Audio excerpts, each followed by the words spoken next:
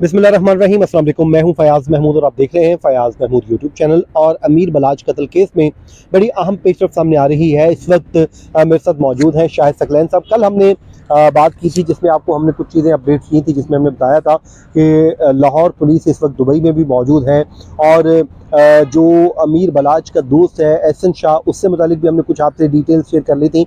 और उसके बाद शाहिद सकलैन साहब ने एक दावा किया था कि बड़ी गिरफ्तारी होने जा रही है, और क्या वो जिस वक्त मैं आपसे बात कर रहा हूँ वो गिरफ्तारी हो चुकी है, अगर नहीं हुई या हुई है तो वो हम शाहिद सकलैन से ही बात करें, क्योंकि शाहिद सकलैन साहब ने बड़े बड़े दावे कर दिए हैं। अब उन दावों को लेकर कहाँ पे जाएंगे, और जो चालान है वो भी सामने आ रहा है। चालान में क्या क्या लिखा जा रहा है, ये बहुत इन्होंने एक वर्का पकड़ा हुआ है जिसमें बहुत ज़्यादा खबरें हैं, एक के बाद एक खबर है जो आपके साथ शेयर करने जा रहे हैं। शायद भी बड़ा अफसोसनाक ये वाक़या था, जिसके बाद से लेके इसमें अपडेट्स आ रही हैं, लोग इसमें इंटरेस्ट भी ले रहे हैं। आपने कल दावा किया था कि दुबई में पुलिस मौजूद है गिरफ्तारी के लिए, आपको उस दावे का क्या हुआ? अस्सलाम वालेकुम फयाज भी, आपको आपके व्यूअर्स को बहुत सारा सलाम। और देखें, वो पुलिस मौजूद है, रेड वारंट हासिल हो गए हैं, ये बाकायदा तौर पे कंफर्म हो गया है। और मेरे ख्याल से हार्डली अगले कोई कुछ घंटों का मामला है जो मेरी इत्तलात हैं, ठीक है। उसमें जो तीफी भट्ट है, क्योंकि उसको मरकजी मुल्ज़म करार दिया गया, तो पहले आपको ये बता दूं कि जी वो जो है उम्मीद है इंशाअल्लाह कि वो, क्योंकि इस हवाले से जो हमारे ज़राए हैं पुलिस के वो भी कंफर्म कर रहे हैं कि जी मामलात काफ़ी हद तक जो है वो अपने फाइनल स्टेज की तरफ पहुंच गए हुए हैं। और वो वक्त दूर नहीं है जब बाकायदा तौर पे पुलिस आपके सामने चीज़ें पेश कर देगी कि जी ये मामला है इस कत्ल केस को। अच्छा, मैं थोड़ा सा आपको एक दो चीज़ें जो मैं अपनी वीडियो में भी बयान कर चुका हूँ, आपके साथ भी, आपके व्यूअर्स के साथ ज़रूर शेयर करूँगा। वो ये है कि आप जो है आफ्ताब पुलवार साहब जो JIT को हेड कर रहे हैं, उन्होंने एक दो इंटरव्यूज दिए, उन्होंने दो तीन चीज़ें क्लियर की हैं। एक तो हम पहले दिन से, जाहिर है हमारी भी इंफॉर्मेशन होती है, हम लोगों से कह रहे होते हैं, बता रहे होते हैं।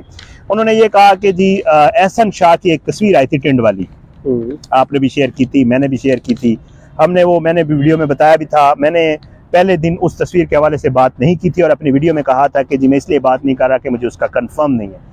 दूसरे दिन मैंने अपने दोस्त जो रिपोर्टर थे वहाँ से पूछा, मैंने कहा जी ये ओरिजिनल तस्वीर है, तो लाहौर के 3 सहाफ़ी दोस्तों ने मुझे कहा था कि जी बिल्कुल ये फ्रेश तस्वीर है और ये ओरिजिनल है, कि जी जितने भी मुल्ज़मान हैं उनकी टिंडें कर दी गई हैं तफ्तीश के दौरान, ठीक है। क्यों?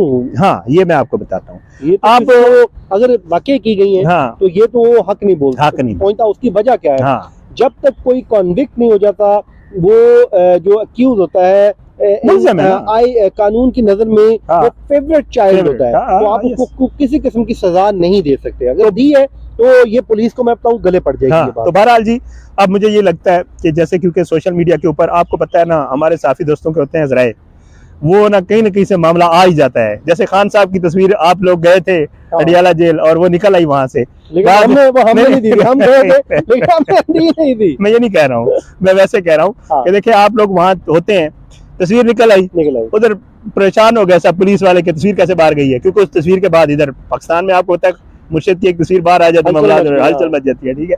तो इसी तरह मुझे ये लगता है, मैं गलत भी हो सकता हूँ, ज़ाहिर हमारा एक तजिया होता है, मतलब इन्फॉर्मेशन की बुनियाद पे और उसके ऊपर, तो मुझे ये लगता है जब वो तस्वीर बाहर आई है, तो अब SP साहब ने दिया इंटरव्यू, आफ्ताब पुलवार साहब ने, वो ये कह रहे हैं कि ये तस्वीर जाली है। अच्छा, उन्होंने जाली? हाँ, उन्होंने, मैं क्योंकि देखे हमें उनकी बात इसलिए मानना पड़ेगी, वो JIT हेड कर रहे हैं, जाहिर हमने पुलिस की बात, हमने उनकी वेटेज उन्हीं को देनी है। वो ये कह रहे हैं कि ये तस्वीर जाली है, और हमने भी ये तस्वीर लगाई थी कि जिस तरह की तस्वीर आई है। मेरा भी, मैं आपको सच्ची बात कहूं, जो अपने एक्सपीरियंस की बेस पे मुझे भी ये तस्वीर जाली ही लगती है।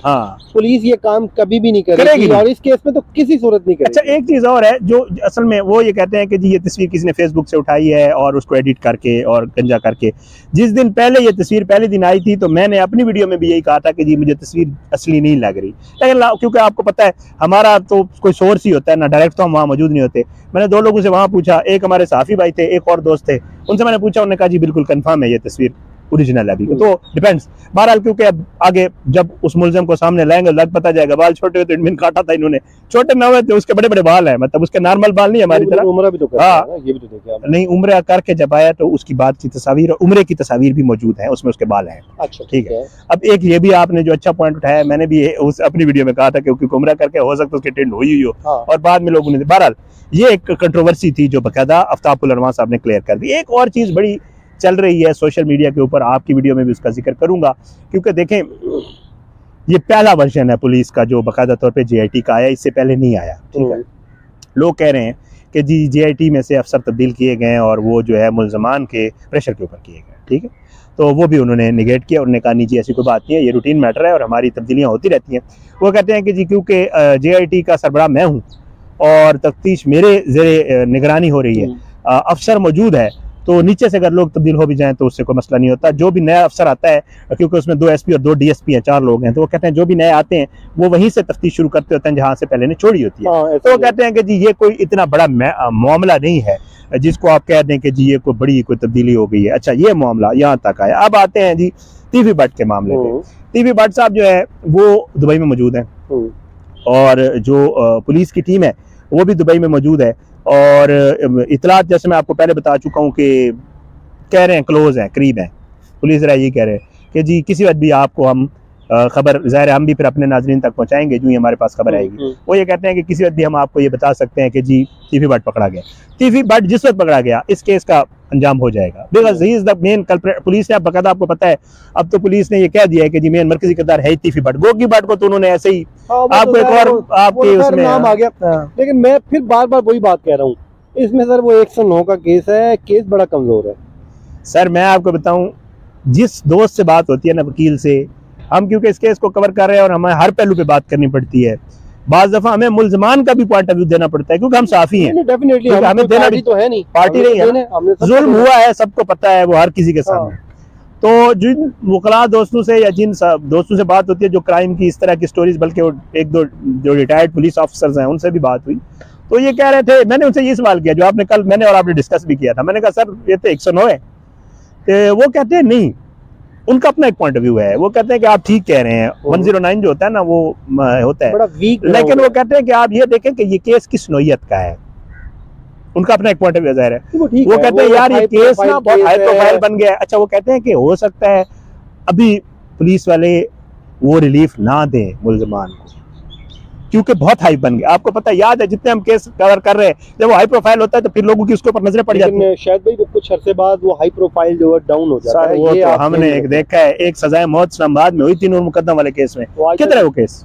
वरना उस केस पे तो इंटरनेशनली वो केस कवर होता था। खुद सोचे किधर है, याद है इंटरनेशनल मीडिया उसको कवर करता था। बस यही है असल में, जब हाइप क्रिएट होती है, केस आ जाता है लोगों के। अच्छा, फिर हमारे यहाँ ना हमारी अपनी भी जरा मेमोरी थोड़ी शार्ट है, हम मिन हैसुल कौम ना, हम एक चीज खुदा न खास्ता कोई अगला सामने होता है पिछले को भी भूल जाते हैं। वो लाहौर डिलीवरी बॉय का कत्ल हुआ, किधर है वो? हम उसको रिपोर्ट कर रहे थे लेकिन उसके बाद कोई नहीं कर रहा, कोई खबर ही नहीं, ये खबर आ गई अब सब दब गई। और आपको मैं अभी भी कह रहा हूँ ये कुछ दिनों की बात है, ये केस भी दब गया। हाँ, यस यस यस, ऐसे ही है सर। बात अक्यूज भी जानते होते हैं, वो इसलिए अक्यूज वो अभी जरा ऐसा ऐसा चलते हैं इस मामले में, लिंगर ऑन कर रहे होते चीजों को ताकि बिल्कुल ऐसे आगे लेकर बढ़ा जाए।